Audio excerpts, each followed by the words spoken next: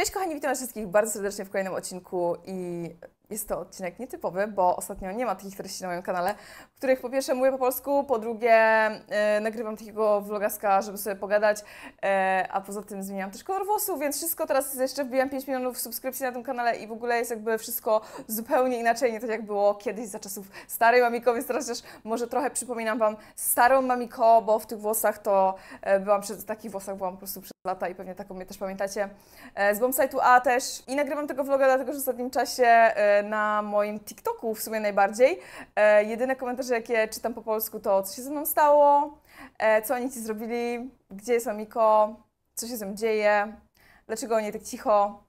I wiecie, wiadomo, tam niektórzy odpowiadają, jakby tłumaczą mnie, co się u mnie dzieje, więc jestem bardzo za to wdzięczna, że aktualizujecie informacje na mój temat innym ludziom, którzy po prostu sobie tego sami nie sprawdzili, więc wiedzą to po prostu od was i to jest super.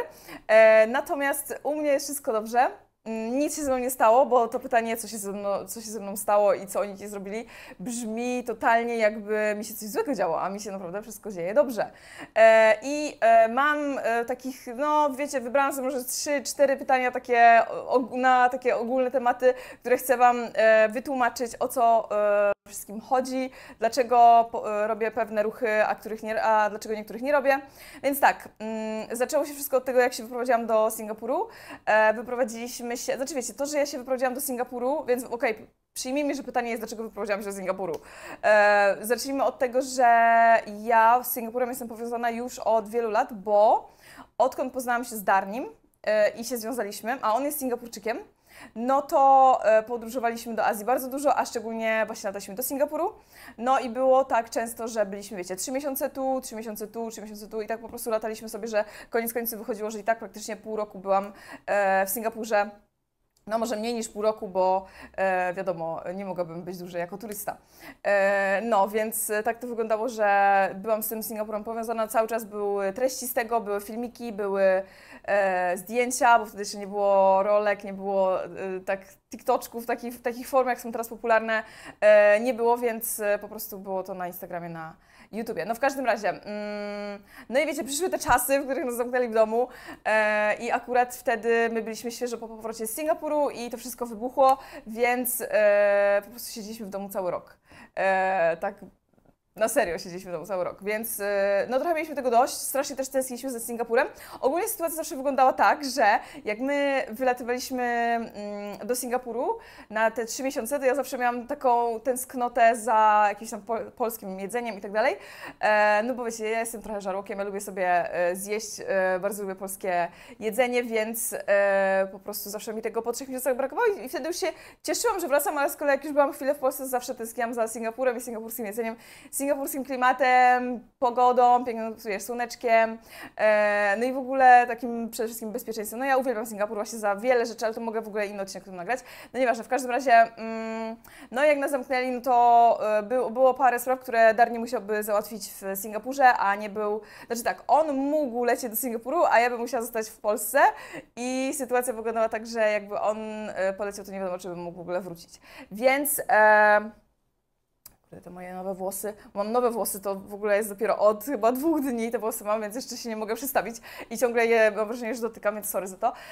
I też mi wchodzą na twarz. No dobra, w każdym razie no była taka sytuacja, że wtedy też zostały jakieś tam, wiecie, papiery z wojska, no jakieś tam po prostu rzeczy, które były istotne do zrobienia, więc po prostu wtedy uznaliśmy, że spróbujemy zrobić tak, żeby po prostu lecieć razem, bo ja miałam największą taką obawę, już chyba to mówiłam, ale nie jestem czy na kanale, czy na YouTubie, czy na Twitchu, że po prostu mieliśmy obawę, że jak nas rozdzielą, to potem będzie ciężko wrócić, a wiecie, no nam się super układało od początku związku, wiecie, nie mieliśmy żadnych, nie wiem, przerw, kłótni większych, jakichś, wiecie, rozstań i tak dalej, więc no strasznie się baliśmy tego, że, no wiecie, jak nas rozdzieli ta sytuacja na świecie, no to, wiesz, no to było dla nas straszne, no nie chcieliśmy tego po prostu, dlatego chcieliśmy zrobić wszystko, żeby nas nie rozdzielono, a że Darnie musiał przejść do Singapuru, więc uznaliśmy, że po prostu złożymy wtedy tam papiery, żebym ja dostała zgodę na przylot, bo wtedy to było bardzo trudno, no i przylecieliśmy ostatecznie też po wielu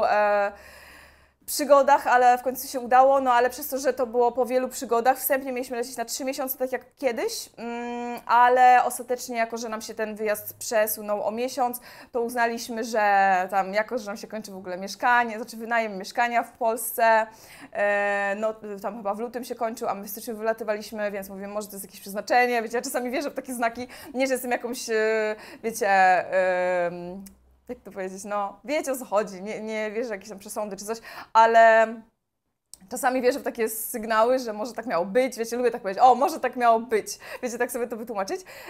No i przez to po prostu pomyśleliśmy, że a może spróbujmy po prostu zamieszkać w Singapurze. No i wtedy zaczęliśmy myśleć o tym po prostu, żeby może się przeprowadzić na stałe do Singapuru, bo wiecie, no zawsze fajnie nam jest w Singapurze, jakby ogólnie mieliśmy takie podejście, że jak wracamy do Polski, to jesteśmy, wiecie, głównie w domu, głównie robimy content, albo też były jakieś eventy, Darni miał jakieś występy, a z kolei jak byliśmy w Singapurze, to miałam wrażenie, że tak odżywamy, bo nie dość, że na przykład, wiecie, Darni miał jakieś występy, ja robiłam jeszcze moje polskie współprace, bo jak sobie tak kursowaliśmy, to często na przykład jakiś produkt zabierałam z Polski, brałam go do Singapuru i na przykład robiłam tam, nie wiem, zdjęcia, filmiki i tak dalej, różne rzeczy, więc wiecie, no to wszystko mogło dalej działać, no bo wiecie, jak tak krążyliśmy w tej z powrotem, no to działało, że wiecie, Darni miał jakieś na przykład współpracę w Singapurze, ja robiłam cały czas moje polskie, ja robiłam mojego YouTube'a, bla bla, wiecie, jakby to wszystko było takie stabilne.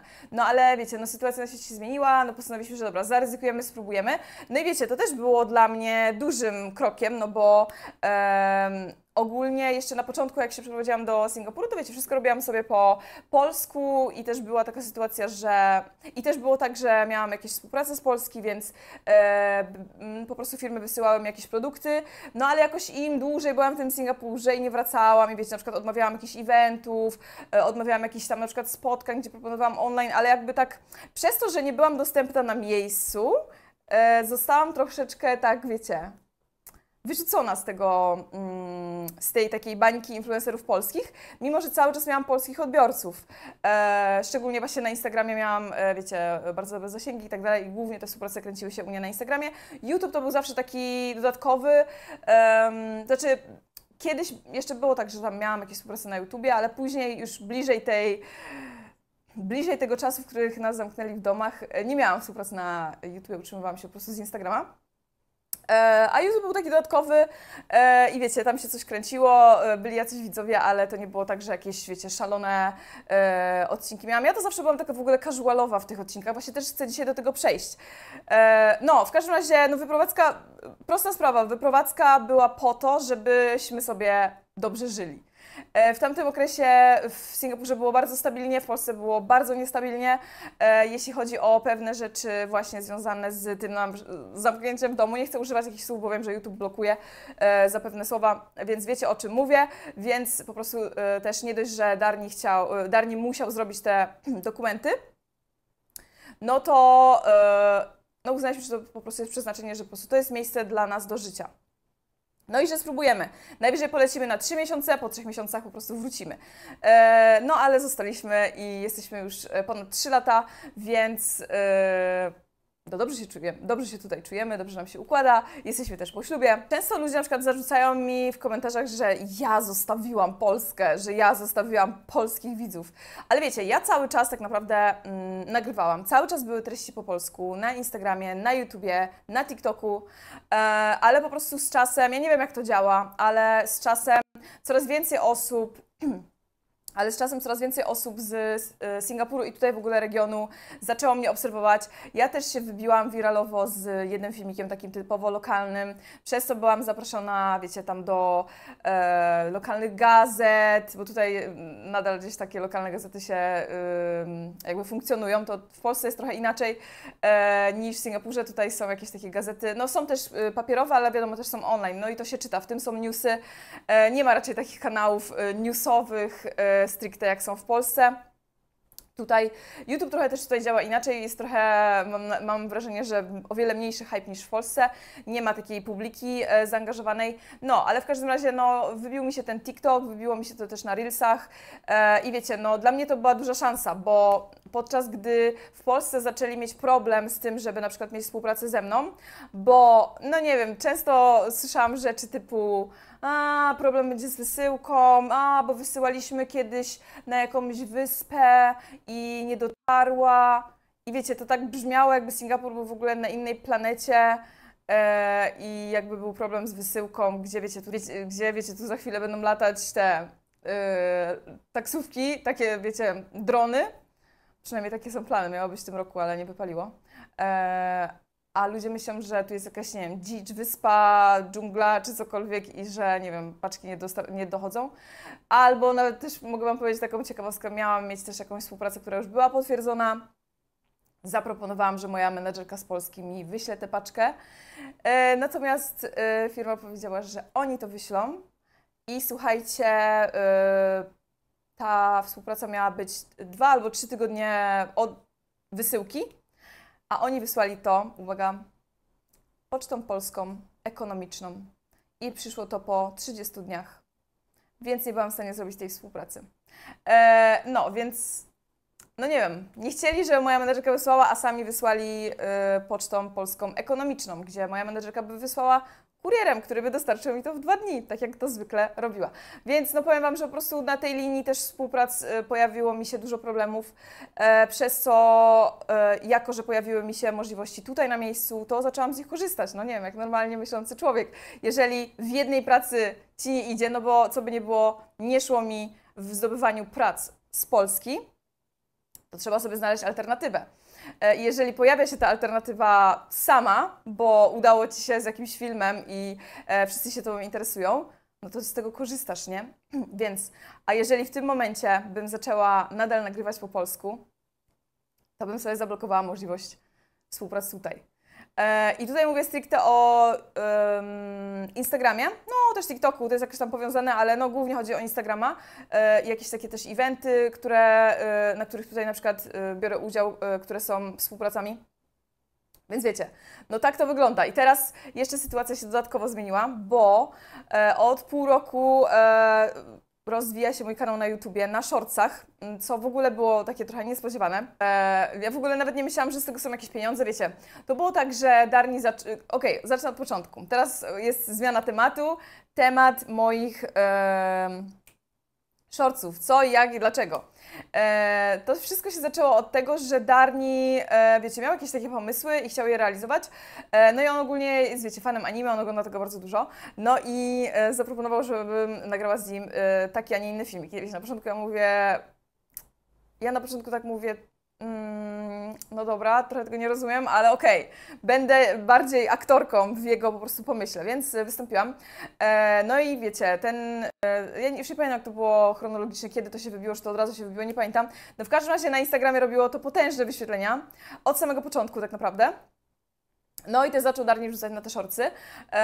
No i się okazało, że shortsy zaczęły po prostu tak się wybijać, że on potrafił mieć na przykład w 2 doby 100 milionów wyświetleń. 100 milionów wyświetleń w ostatnie 48 godzin. Więc to były, wiecie, no to są takie liczby, że to jest ciężko w ogóle w to uwierzyć. Więc jeżeli znowu pojawia Ci się okazja, to jak to się mówi, trzeba kuć żelazo póki gorące, coś takiego chyba się mówi, nie wiem, ja zawsze lubię operować jakimiś powiedzonkami, a w większości nie pamiętam sensu albo całości zdania, jak to powinno brzmieć, ale nieważne, mam nadzieję, że wiecie, o co mi chodzi. No i w każdym razie, więc zaczęliśmy z tego korzystać. No i wiecie, ja to zaczęłam wrzucać do mnie na shortsy też, no ale mój kanał to był strasznie zagubiony. No i strasznie miałam problemy z tym kanałem, bo ja w ogóle nie wiedziałam, wiecie, w którą stronę iść, bo też... Okej, skupmy się teraz na moim kanale jeszcze zanim dokończę o tych shortsach. Albo dokończę najpierw o tych shortsach. Dobra. W każdym razie z czasem zaczęłam wrzucać to na mojego YouTube'a i zaczęło mi się to wybijać. U mnie nie było aż 100 milionów w ciągu doby, ale wydaje mi się, że w ciągu 48 godzin, ale chyba najwięcej miałam, nie wiem, z 60 milionów w 48 godzin, więc no to są grube liczby, nie? I też to są nadal pieniądze, bo mimo, że za shortsy się dostaje mniej kasy niż za vlogi długie, czy tam jakieś po prostu długie formaty, nie muszą być to vlogi, chodzi mi o długie formaty, dostaje się mniej kasy, ale no, więc jak macie 100 milionów w 2 doby, no to trochę tej kasy z tego jest. Więc trzeba było to też korzystać, póki to działa, póki, wiecie, ten trend jest gorący. Właściwie to najciekawsze jest to, że to nie jest tak, że my, znaczy dobra, Darni, bo ja sobie nie przypisuję w ogóle zasług za ten content, bo to są czysto pomysły Darniego. Ja oczywiście z czasem, jak zaczęłam kumać, o co w tym chodzi, to wymyślam różne formaty i pomysły już teraz, ale na początku to jest w ogóle, wiecie, od zera format i cały pomysł Darniego. Nie wiem, jak on na to wpadł, ale on ma jakiś taki dar, bo też ostatnio teraz na Instagramie nowy format wymyślił i też zajebiście. I też fajnie to działa. W każdym razie, no, poczułam się zbyt swobodnie na tym vlogu, już zaczęłam tak opowiadać. No, w każdym razie powiem Wam tak, no, my, youtuberzy, influencerzy, musimy się trochę dopasowywać do rynku i na przykład ja mam ten problem, że ja zawsze prowadziłam mój kanał na YouTubie bardziej tak kumpelsko, bardziej takie pogadanki, jakieś ciuszki, kosmetyki, wiecie, to takie w teorii dla koleżanek, ale ja wiem, że i tak panowie przychodzili, wszyscy, wiecie, kto chciał, to sobie przychodził, nie było jakiegoś ukierunkowania, czy mają przychodzić tylko dziewczyny, czy co. Ale przychodzili ludzie i te moje vlogi były popularne, wiecie, takie, no bo mam w życiu taką koleżanką, teraz bardziej mnie nazywają ciocią, więc no. I po prostu, jako że w ostatnich latach bardziej rozpromowana była forma dynamiczna, jakieś challenge i tak dalej, zresztą co mamy na naszych shortsach, ale no takie vlogi, pogadanki to raczej mniej popularne były, tak mi się przynajmniej wydaje, no. Chyba że po prostu to było tak u mnie, bo nie wiem, nie miałam zbudowanego, silnego community, może po prostu się znudziłam, może po prostu już nie mogli ludzie na mnie patrzeć, albo znaleźli sobie inną vlogerkę do oglądania, albo po prostu ja wiecznie gadam o tym samym i to już jest nudne, no nie wiem. W każdym razie no z jakiegoś powodu ludzie na YouTubie przestali mnie oglądać, no chyba że mogę zrzucić winę na algorytm, że nie wiem, wyprowadziłam się z Singapuru i mi obciął w ogóle wszystko, no nie wiem, może też tak być. Nie mam pojęcia, ja nie lubię... Znaczy nie, ja lubię obwiniać innych. Ja lubię obwiniać innych, ale w tej sytuacji po prostu, jest, wiesz, dla mnie to jest każda opcja możliwa, więc przyjmuję to, że po prostu mogłam się znudzić, mogę, wiecie, już być, nie wiem, za stara dla niektórych do oglądania, już wolą sobie młode pokolenie, wiecie, młode dziewczyny oglądać, znaczy ja też jestem młoda, ale no po prostu już nie mam 18 lat, prawda, mam 23 od 10 lat, więc wiecie, no tak to wygląda i ja się z tym po prostu pogodziłam i dlatego, jako że nie umiem dopasować się stricte do panujących trendów. Ja wiem, że teraz z kolei są podcasty popularne, więc ta długa forma znowu wraca, nie trzeba tej dynamiki i to jest super, bo na przykład to jest totalnie mój klimat, znaczy nie to, że ja teraz już planuję podcasty, nie mam w ogóle w planach, to czy... Gadać, co ja lubię, no, ale organizować, z organizacją u mnie jest gorzej, nie? I zaraz Wam też do tego przejdę. Więc na przykład ta forma mi się bardzo podoba i ja bardzo lubię słuchać podcasty. O wszystkim i o niczym, wiecie, nawet o rzeczach, które mnie w ogóle nie interesują, po prostu lubię, jak coś leci w tle, jak się maluję, czy jak sprzątam, czy jak sobie coś gotuję, czy wiecie, w jakichkolwiek sytuacjach, gdzie mam wolne, że tak powiem, uszy i myśli. Więc wtedy sobie po prostu słucham i lubię tę formę, cieszę się. Nie wiem, może te moje vlogi by znowu były dla kogoś fajne, ale też, nie wiem, może to wynika też z tego, że ja, wiecie, ja zgubiłam hype, nie wiem, czy ja w ogóle kiedykolwiek miałam jakiś hype, czy był hype na Mamigo, tak jak wiecie, dzisiaj jest, nie wiem, hype na Freeza, Gen Z, wiecie, i jakieś tam jednostki, wiecie, że jest na przykład, że nagle się pojawiają, są mocno takie wyboostowane, wiecie, znaczy wyboostowane, mówię, że po prostu popularne i wiecie, no, wszyscy za nimi idą, wszyscy ich oglądają, wiecie, te wyświetlenia są kolosalne. No ja mi się wydaje, że może jedynie po Bombsite miałam taki większy hype, ale tak zwykle mam wrażenie, że zawsze byłam tak po prostu bardziej stabilna. Stałam w tym jednym miejscu, wszystko mi tak rosło trochę, nie było jakiegoś takiego szaleństwa, mam wrażenie, że zawsze to było takie stopniowe. Więc jak ktoś się zapyta, bo też są teraz tacy, wiecie, to młodsze pokolenie, którzy mnie nie znają, nie oglądali nigdy moich filmów, nie wiedzą, czym ja się zajmowałam i skąd się tu znalazłam i się zastanawiają na przykład, kto to, na przykład tak byliśmy na tych urodzinach Jacksona, to ludzie, wiecie, pisali, kto to w ogóle jest? nie znam jej. I wiecie, i tam w komentarzach tłumaczyli, na czym ona się w ogóle wybiła. I wiecie, no mnie ciężko powiedzieć na czym, bo to było dużo czynników. Nie wiem, jedni mnie znają nawet z teledysków, wiecie, Cleo i Donatana, więc no są, wiecie, przeróżne opcje, skąd można mnie znać i no to są po prostu lata, jestem ponad 10 lat w internecie, więc tak to wygląda. I oczywiście bardzo bym się cieszyła, gdybym miała znowu polską publikę i mogłabym sobie swobodnie nagrywać po polsku, no bo wiecie, no jest różnica, okej, na co dzień porozumiewam się w języku angielskim, ale ja z moimi na przykład, wiecie, najlepszymi koleżankami, z moją rodziną, wiecie, ja całe dnie jestem gdzieś tam na WhatsAppie, odpowiadam na wiadomości, wiecie, głosówki i tak dalej, z moimi koleżankami i rodziną, więc to też ten polski cały czas gdzieś tam u mnie występuje i nie zapomniałam polskiego, więc ja też mam potrzebę sobie tak pogadać i też chciałabym pewne rzeczy poopowiadać do takich, wiecie, ludzi typowo z Polski, którzy są w temacie, bo wiecie, jak ja na przykład takiego vloga bym nagrała po angielsku, to on nie ma sensu, bo ludzie nie wiedzą, o co chodzi, bo nie znają mnie z tych czasów, znają mnie z teraz. No i też inna kwestia jest tego, że shortsy, wiadomo, nie przekładają się na długie formy, więc ja na przykład w takiej sytuacji, kiedy... Okej, ja Wam teraz powiem dlaczego, bo też jest pytanie, dlaczego zawsze cały czas jest pytanie, dlaczego przestałam nagrywać w ogóle po polsku.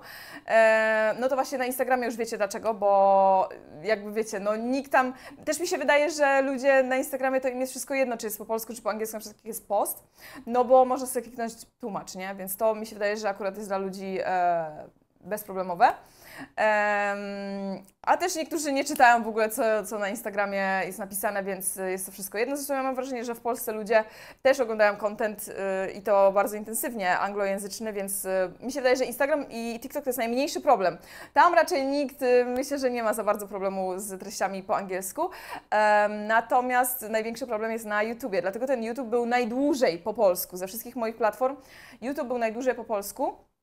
Z tego względu, że ja myślałam, że po prostu to moje, że ci moi widzowie, którzy chcą nadal mnie oglądać i chcą posłuchać, jak gadam jakieś głupoty po polsku, jak wiecie, no ja po prostu lubię gadać, jestem straszną gadułą, aż po prostu bym Was przegadała. I no wiecie, i to jednocześnie z moją robotą, więc super. I no ja się w tym odnajduję, ja to lubię robić i ja bym nadal nagrywała vlogi po polsku. Tylko że zrobiłam, zanim jeszcze mi się shortsy wybiły, zrobiłam sobie test, taką ostatnią reanimację kanału i zaczęłam wrzucać filmy na mój kanał na YouTubie prawie codziennie z Korei, bo uznałam, że Korea jest dobrym kierunkiem, znaczy ogólnie byliśmy w Korei, ale uznałam, że Korea jest dobrym kontentem dla Polaków, bo mam wrażenie, że Polacy kochamy Koreę i jest bardzo dużo rzeczy, które mamy podobne w ogóle z Koreą, dlatego też wydawało mi się, że to będzie strzał w dziesiątkę. I teraz, jako że ja nie umiem się dopasowywać do czasów za bardzo, no to robiłam vlogi w swoim dawnym stylu, czyli idę sobie po ulicy z kamerą i gadam.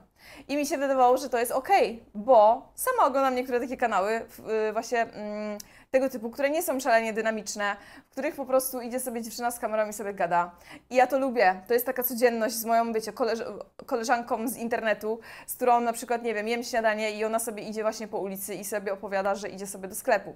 I dla mnie to jest okej, ale po prostu najwyraźniej u mnie albo to nie działało. I ja nie wiem, dlaczego to u mnie nie zadziałało, bo ja wiem, że na przykład, nie wiem, Zwierzak tam mi mówił, pewnie Zwierzak, mam nadzieję, że Zwierzak ogląda ten film, bo jak nie, to...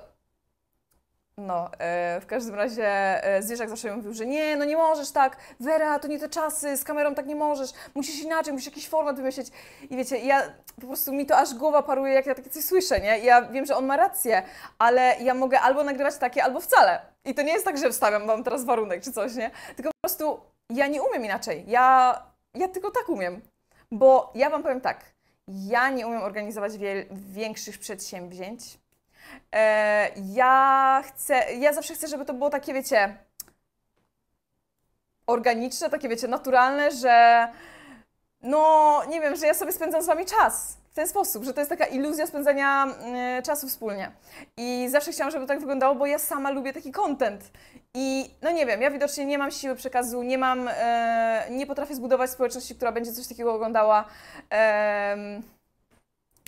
bo i tak przyjdą na koniec ludzie napisać, że mam zrobić test leginsów. I oczywiście ja bardzo chętnie zrobię test leginsów, aczkolwiek wiecie, no nie będę robiła testów leginsów w nieskończoność. Ja chcę robić też jakieś inne treści.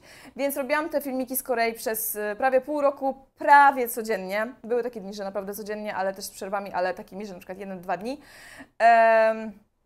No i było tych vlogów naprawdę dużo i no wiecie, no wyświetlenia były marne, nie? Wiecie, i jeszcze na dodatek ja mając, wiecie, 500 000 wtedy miałam subskrypcji w zeszłym roku i te vlogi robiły na przykład po 8 000 wyświetleń. I ja na to czytałam, kto to w ogóle jest i jak to, ile subów kupiła, że ma tylko 8 000 wyświetleń. I ja sobie myślę, no nie, no i jak teraz takim wytłumaczyć, że to nie jest tak, że kupiłam, tylko jestem od zawsze, tylko po prostu umarł mi kanał. Bo co by nie było, umarł mi kanał. Nikt tego nie chciał oglądać. Nie wiem, każdy po prostu miał gdzieś to, co nagrywam. I też niektórzy powiedzą, dobrze, i się im nie wyświetlił. No może mi się nie wyświetlił, ale wiecie, prawda jest taka, że jeżeli naprawdę ktoś by chciał mnie oglądać tak, że chciałby, to by nie musiałby dostać powiadomienia. Jak ja na przykład kogoś oglądam zawzięcie, to ja sobie sama to wpiszę. Więc to dla mnie był sygnał, że nie zbudowałam community na tym kontencie i prawdopodobnie to nie ma sensu. Więc sobie wrzucałam nadal, mimo że wiedziałam, że nie ma w tym sensu. I tak wiecie, mam wrażenie, że coraz gorzej te vlogi robią zamiast coraz lepiej. Ale to już traktowałam wtedy bardziej po prostu pamiątkowo. Bardziej, żeby to było na moim kanale, żebym mogła sobie kiedyś to powspominać, bo no myślę, że to jest fajny taki powrót. Sama niejednokrotnie sobie sprawdzam na przykład jak wyglądałam kilka lat temu i czy się postarzałam. To jest najczęstszy powód, dlaczego sprawdzam moje stare vlogi. Albo też jaki miałam głos, bo też mój głos wyższy był w ogóle kiedyś, teraz mówię trochę niżej. No. Więc powiem Wam, że takie mam do tego wszystkiego odczucia. No i prawda jest taka, że gdyby to miało wyświetleń, no nie wiem, nawet te 20-30 tysięcy wyświetleń. Wiecie, jak jeden film z Korei ma 60 000 wyświetleń. Wiecie, jak ja się z niego cieszę?